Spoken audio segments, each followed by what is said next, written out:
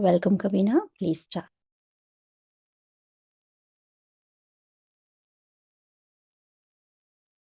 Hello, everyone. Welcome to today's session on bridging silos, leadership communication that fosters collaboration. And today we are diving deep into something every corporate leader faces, whether you're aware or not. It is called silos. Now, let me ask you this. Have you ever been part of a project where the marketing team had no idea what product was doing? Or where HR and businesses were moving in opposite directions? And that, my friend, is a silo. And today, we are going to learn how to break them down and replace them with something far more powerful. Those are called bridges. So let's talk about why silos exist. Silos are not evil, they're not even deliberate. Silos form because people just get too comfortable in their own lanes, and the departments focus inward, and the communication becomes so need based and not growth based. But here is the issue: when teams don't talk, innovation dies out. When leaders don't align, projects stall. When collaboration is forced rather than fluid, people start getting disengaged. Now, let me tell you a quick story. A friend of mine was leading a tech launch. The product nailed the backend team, but then the marketing team had no idea if it was even ready or not. And there was no go to market plan. Result? Delay, frustration, and even blame. Does this sound familiar to you? That's why this matters. And as leaders, it starts with how we communicate. Now, one of my favorite examples is how Satya Nadella has transformed Microsoft. Satya Nadella became CEO in 2014. Microsoft was widely known for having intense internal competition, rigid silos between divisions like Windows, Office, Azure, etc. Often, they all operated like rival companies themselves. Departments operated in isolation, internal rivalries were more common, innovation had stifled, and this environment contributed to Microsoft's struggles to adapt to new technological trends, particularly in cloud computing and mobile. And this left Microsoft trailing behind competitors like Amazon and Google. Now, what is the problem? This culture of internal rivalry slowed innovation. For example, teams didn't share codes or ideas. Collaboration was seen as a weakness. Employees felt punished for helping each other in outside departments. It was absolutely hurting Microsoft's agility and relevance in such a fast moving tech world. Now let's look at how Satya Nadella, when he stepped into the company as a CEO, used leadership communication approach. The first strategy that he used was listening and empathy. Nadella initiated his tenure with something called as listening tour, engaging with employees at all levels to understand their perspectives and concerns. And this particular act of listening was not just symbolic, but foundational in rebuilding trust and opening lines of communication across the company. The second one was growth mindset.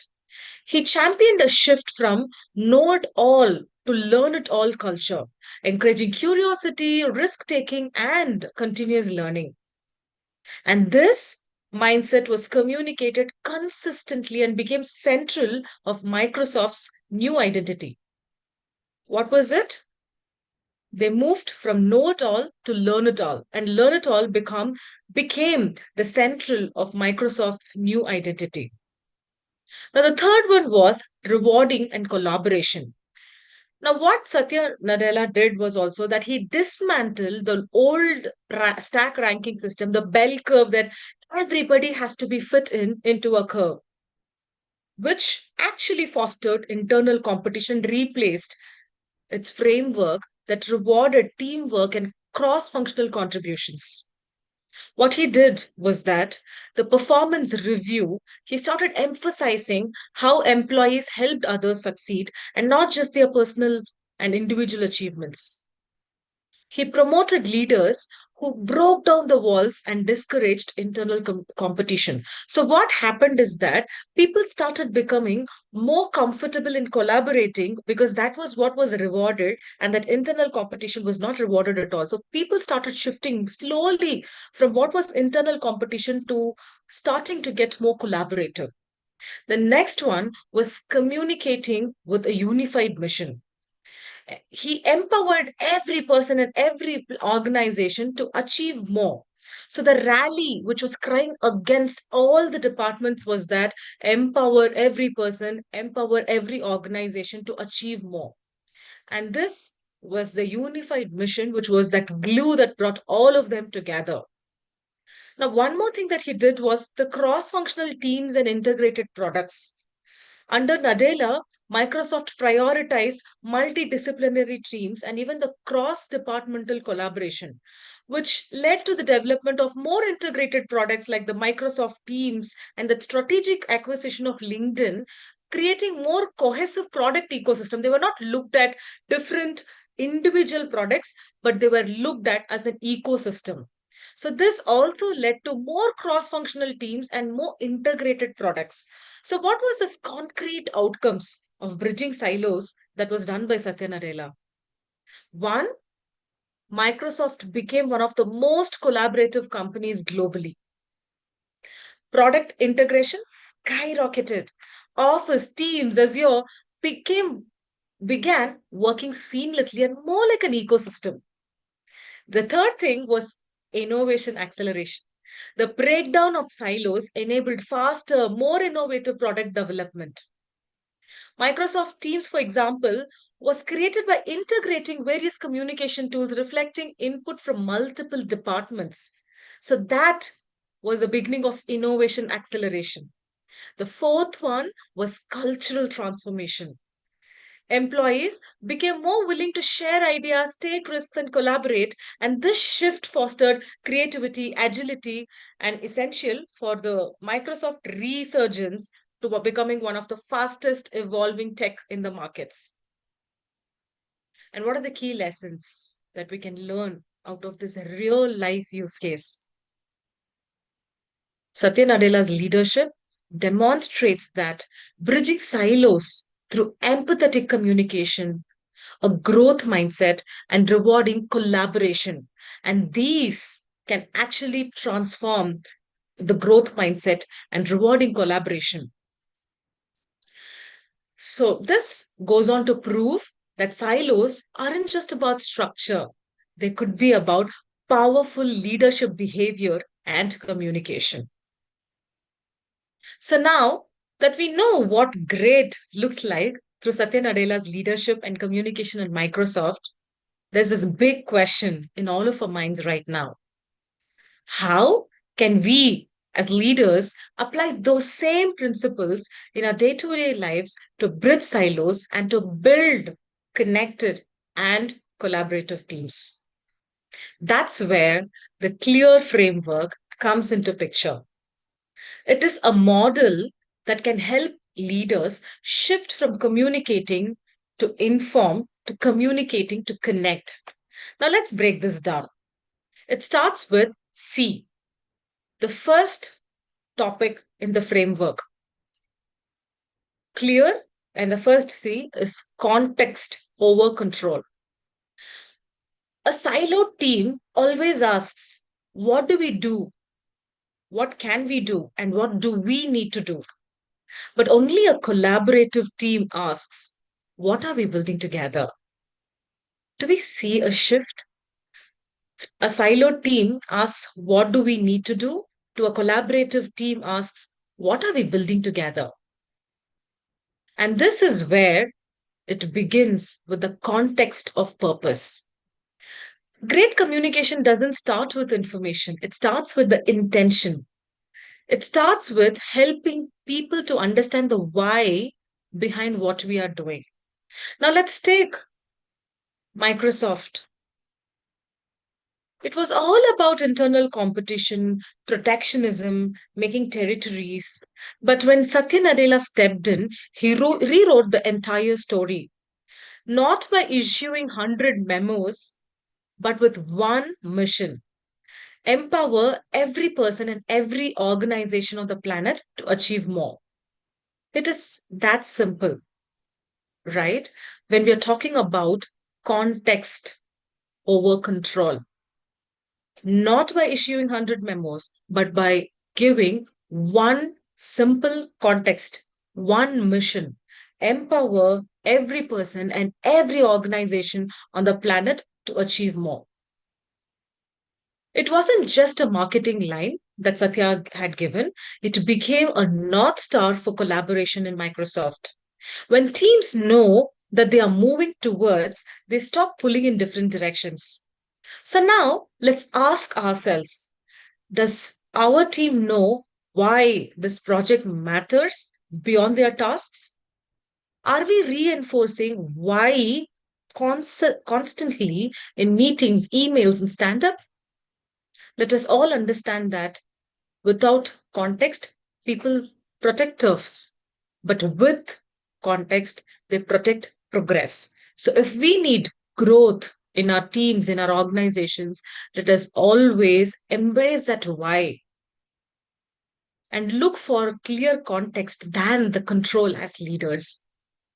So now let's move on to the second topic in the clear framework: L. L, listen to bridge and not to respond. Now let's talk about listening. Most leaders hear people, but very few leaders truly listen to bridge. And especially in cross functional contexts, that is an absolute game changer. Let's now go back to Satya Nadella's story. Satya Nadella did something extraordinary when he became CEO. He didn't jump into action. He went on a listening tour. He met engineers, he met designers, he met marketeers, he met HR folks, not to give them marching orders, but to ask. The simple ask was what's getting in your way? What did you wish leadership should understand? That kind of listening builds trust. Because let's be honest, people don't open up to leaders who are already halfway through their reply. They open up to leaders who are willing to be surprised. Now let's try this. Let's start building something called as listening loops into the leadership rhythm, like quick check ins where your goal is to understand and not instruct. Invite voices across the functions, especially the quieter ones. And when someone speaks, let's not fix it immediately. Let's acknowledge, let's reflect, and then respond. And that's listening, not to respond, but listening to truly understand. And this listening could be a game changer when it comes to breaking the walls and silos and bridging them equally. Now, let's move on to the third topic in clear framework: E. E stands for empathy in messaging. Now, let's bring in a human layer: empathy. Empathy is the secret sauce that turns information into inspiration. Now, we see the secret sauce doing its work, right? It can absolutely turn a regular or normal information into something bigger, something powerful: inspiration. Why? Because logic makes people think, but empathy is something that makes them move. Let me give you all an example. In one organization that I worked with, the leadership team was frustrated. Why aren't teams adapting to change faster? was the question that they all have. Turns out they were. They were just exhausted. They've been through three restructures in a year. Three is just a little too much. And the problem wasn't the effort. It was that emotional fatigue that people had to go through every time there was a restructure in the organization. So the leaders started with naming that in their communication, started addressing in their everyday conversations. We know this isn't easy. We know you've been through a lot, and that's why we are here to believe that the next step is still worth it.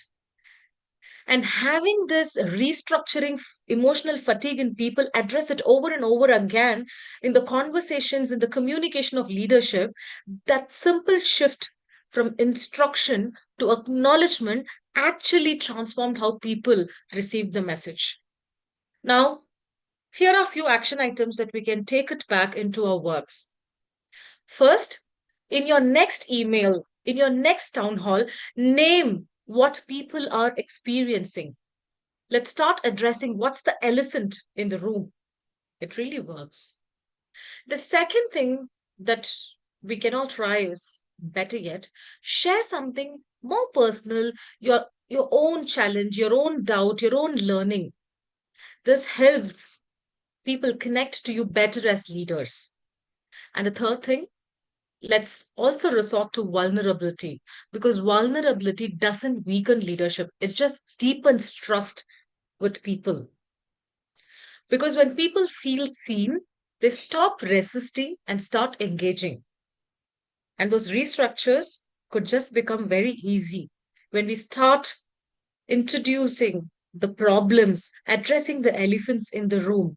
And if the leaders can become more vulnerable and share their personal struggles as well, and start addressing in the next email, next town hall, on specifically talking about what people are expressing and experiencing, people will stop resisting and start engaging more. So now let's move on to the fourth topic in the clear framework. It is A for aligning across functions, moving towards more alignment. Now, here's the truth: silos don't just happen, they are the default when leaders aren't proactively aligning the team. So what happens is that when leaders take a step back, silos naturally gets created and that becomes a default structure. Let's say your marketing team is targeting one audience. Your product team is building for another set of audience and your customer success team is measured or something entirely different. Even if all three teams are brilliant, they'll end up working one against each other because their targets are different. So the real question here is, are your metrics and messages aligned? Are teams getting visibility into what's happening elsewhere? So we need to, as leaders, bring in the design for alignment. Start holding cross functional planning team meetings. Use shared dashboards and open communication channels to create transparency. Let people know about what is happening between each other. Let the marketing team knows who are the audience they are targeting. Let the product team knows what is the product built for, who is the product built for, and the customer success team knows what gets measured. And that is when all the teams come together, when they look at the dashboards being unified, when they sit in cross functional planning meetings, and they all have an open communication channel which can create more transparency. The next one is to rotate which departments leads company-wide town hall. Every team, every department, let them lead the town hall. And most importantly, align on the KPIs so that the departments win together, not at each other's expense. And KPI can be that glue that can bring in people together. And this way, silos can shrink when every team are included early and they all start working quite early. Now let's come to the last topic of the clear framework. R. R stands for reinforce with rituals. Let's land this with a R, which is very simple, which is rituals. And this is my very favorite one. It can be very simple, but it can be so powerful when it is done right. Because one of messages does just don't change culture, but rituals has the power of changing the cultures. Think of rituals as a glue that binds a behavior to values. One company that I worked with started a weekly ritual called Bridge Moments, when teams could shout out to someone from another department who helped them succeed that week. Very simple, right? 5 minutes, no budget needed, but the impact is massive. It created a new norm. Collaboration isn't the exception, it is accepted. Now let's all start small. Let's start with a weekly cross team win email, monthly roundtables with rotating cost from different functions. Let's also start recognizing ceremonies that celebrate how wins can be achieved and not just what. When we ritualize connection, what we embed is something called as culture. And through culture, we can absolutely build collaborative teams and we can build bridges between those silos. So that's clear framework for all of us. So what did we look at? Context over control, share the why and not just the what. The next one is to listen, bridge through understanding and not through replies. And the third one is empathy. Speak to the heart, not just the head. The fourth one is alignment.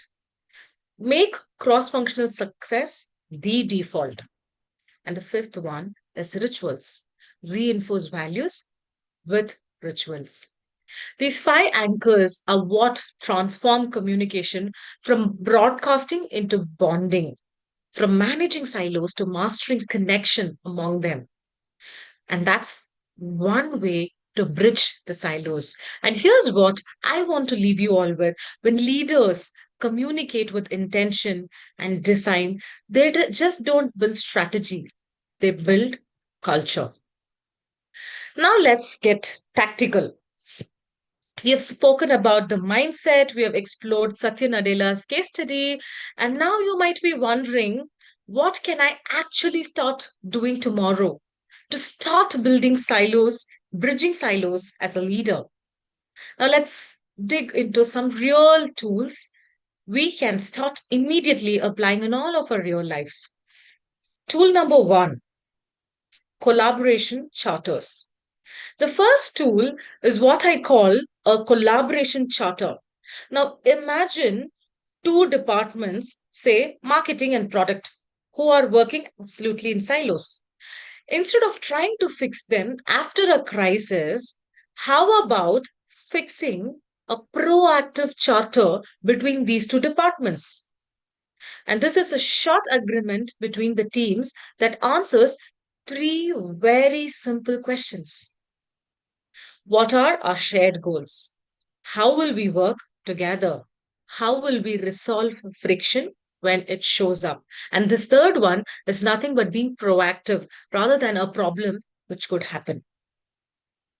It's like a psychological contract that helps teams moving from conflict to clarity. Even better, have both teams co create this charter together. So, this is not a top down rule, but rather a shared understanding between two departments. Let's do a mini exercise. Think about two teams in your organization that struggle to collaborate. What if we sat them down and asked them, hey, what does a good collaboration look like to you? And what kind of conversation that can shift the culture that we are having right now? And together bring out proactively something called as the collaboration charter.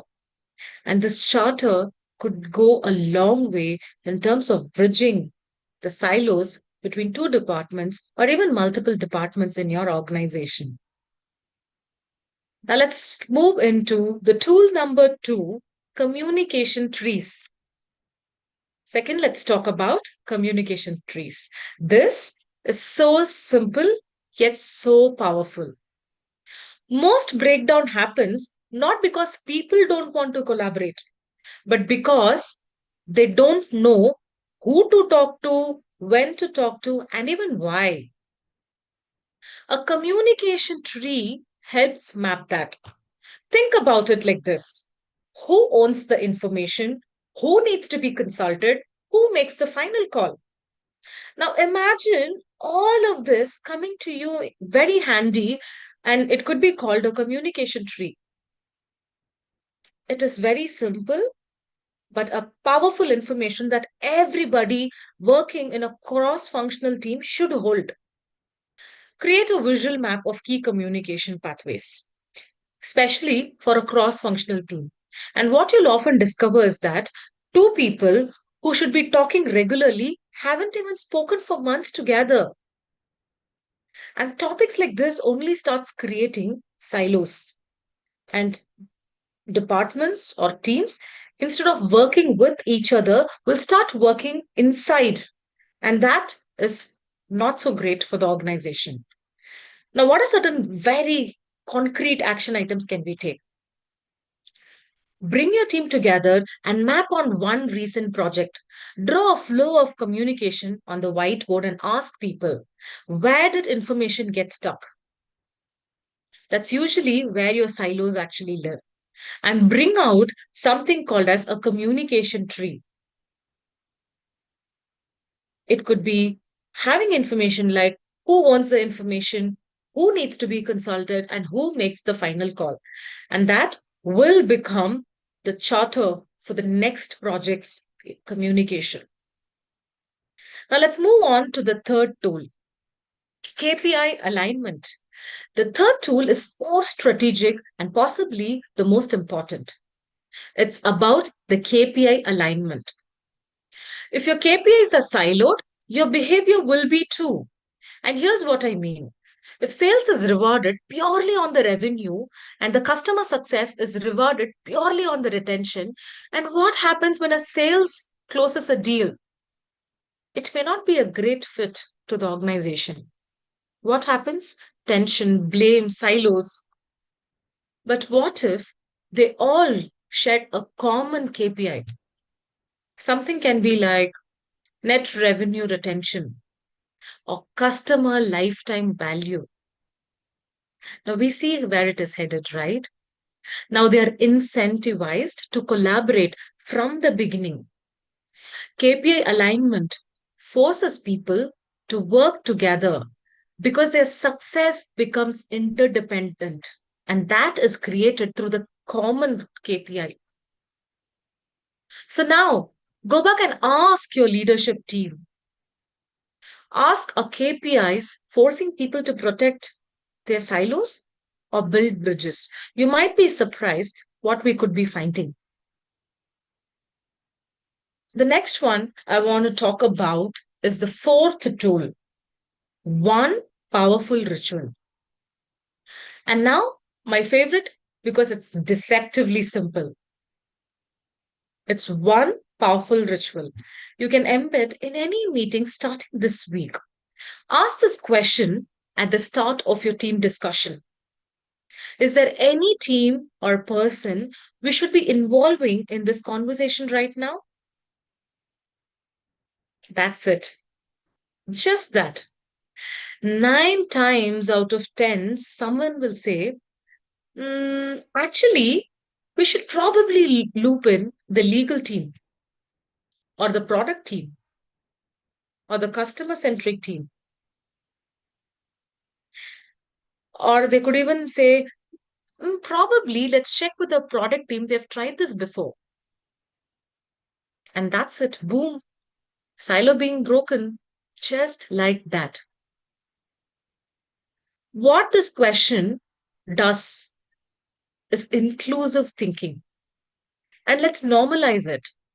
It nudges your team to zoom out and think broader, connect the dots. And over again, if you practice this, it becomes a reflex, it becomes a muscle in the team. Who are we supposed to involve in the meeting? Is everybody who is supposed to be taking decision or getting informed are there in the meeting?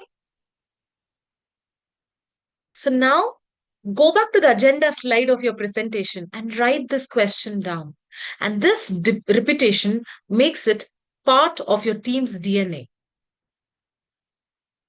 and make it a ritual. All right, so that brings us to the closure. So, just to recap, here are four tactical tools you can use to bridge silos as leaders. The first one is collaboration charters. Set the ground rules before the conflict arises. The second one is communication trees. Map where the conversations are getting stuck. The third one is KPI alignment. Ensure your goals drive cross functional behavior. And the fourth one is one ritual question. Create a daily habit of inclusive collaboration. And here's the thing, these tools only work when used with intention. They're not just magic tricks, they are containers for better conversations and build better trust. And the trust is what can actually break down silos. So, as you head back into a work week, ask yourself these three powerful questions. What's one small thing I can change in the way I lead communication? How can I bridge silos? It doesn't need to take a restructure, and start building rituals within your team, within the cross functional teams to build better organizations. All right, with that, let's bring all of this together.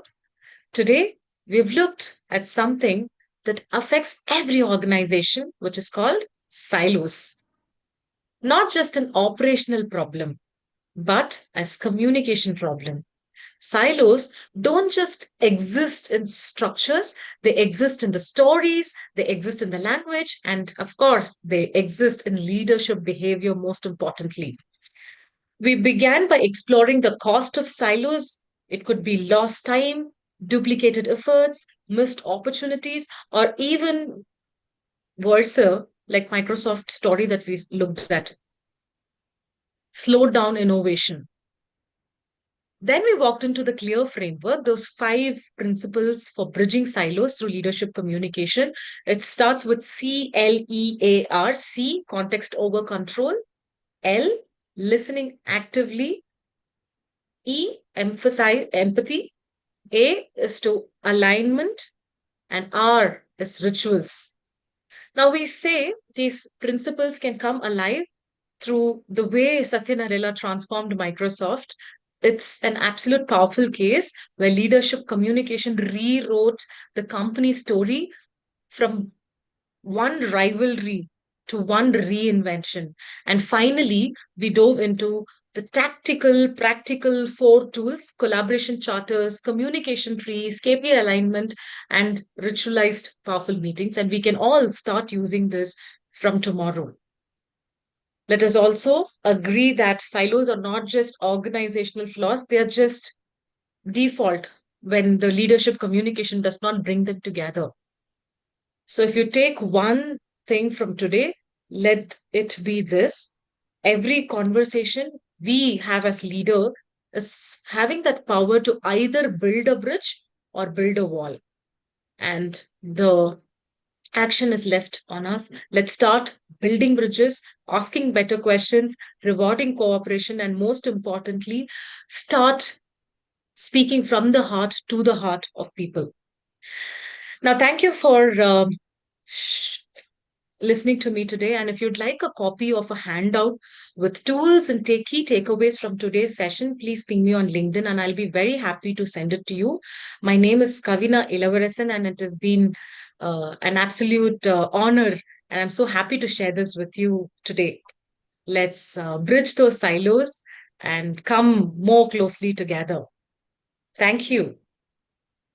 Thank you. Thank you, Any Kavina. questions? No questions, but it was a very powerful presentation, and really, I have no idea about the corporate world, but it got me hooked. I wasn't actually listening to what you were saying. Thank you so much. And I was feeling that yes, we can apply it to our relationships also. That where like here also we get stuck because of communication. So True, it very clearly true. applies on all aspects of life. Thank you. Awesome, awesome presentation. Th- Thank you very much for mentioning that. It's a pleasure to be here. Thank you. Yeah, I think we can conclude now since Yes. there's no questions coming up. Yeah. Okay. Yes, we Okay. can Thank you. Thank conclude. you. Thank you. Have a great Bye. day. Thank